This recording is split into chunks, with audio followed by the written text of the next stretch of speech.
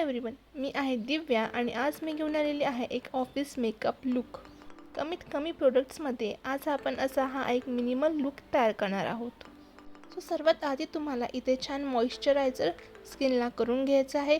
सोबतच हलकीसे आपण एक मसाजसुद्धा करू. नंतर तुम्हाला चांगल्या अमाऊंटमध्ये सनस्क्रीन यूज करायची आहे, कारण डर्मॅट हे सनस्क्रीन आपल्याला रोज यूज करायला सांगतात. आणि हा मेकअप लुक क्रिएट करण्यासाठी मी यूज करत आहे मेबलिनचे एज रिवाइन इरेझर कन्सिलर्स. माझ्या डार्क सर्कल्स एरियावरती आणि जिथे मला पिगमेंटेशन आहे त्या एरियावरती मी इन द शेड कॅरॅमल 144 हा शेड मी यूज करत आहे. आणि तुम्ही बघू शकता या कन्सिलरमुळे माझ्या स्किनवरचं पूर्ण पिगमेंटेशन हे हाईड झालेलं आहे. सोबतच हे कन्सिलर माझ्या स्किन टोनला परफेक्ट मॅच झालेलं आहे. हे कन्सिलर मी माझ्या पूर्ण चेहऱ्यावर यूज करत आहे. मेबलिनचं एज रिवाइन कन्सिलर याबद्दल मला सर्वात जास्त आवडलेली गोष्ट म्हणजे फर्स्ट त्याचं अप्लिकेटर आणि सेकंड त्याचं कव्हरेज. गाईज, जर तुम्हाला काही प्रोडक्टबद्दल इन्क्वायरी असेल तर तुम्ही कमेंट्समध्ये विचारू शकता. सोबतच माझ्या यूट्यूब चॅनलला लाईक, कमेंट आणि सबस्क्राईब नक्की करा.